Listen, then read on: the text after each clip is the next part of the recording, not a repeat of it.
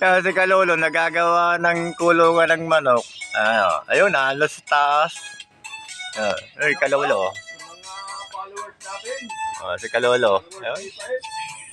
Nagagawa ng kulungan ng 45 days. Magandang araw sa inyo lahat, mga kalolo. Mga kalin. Like and follow na lang sa amin, okay? Baka sakaling, Ayun, nasa taas, nagbububong. Yan si Kalolo. tulog wala ang sito dyan sa pagkangit-tanginig na haligay. Magaling pa yung nag-iingat, baka tuwid yan. Pagdalas eh. Pagdalas, bago lang para tubig. Nandito ako ngayon sa palasdaan ni Kalolo. Ayun, Hindi na ayun yung palasdaan niya.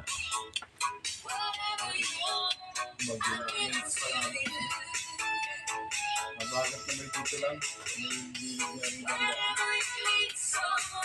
Ito ang buhay. Hindi na mabagat na ilan. Kasi nandun sa pugada, yung kaloko eh. Hindi pinagtingnan ko lahat ng maraming malaki. Nag-upload ka na pala, Karis. Oo. Dati ako may YouTube channel na ako yung nangangawin.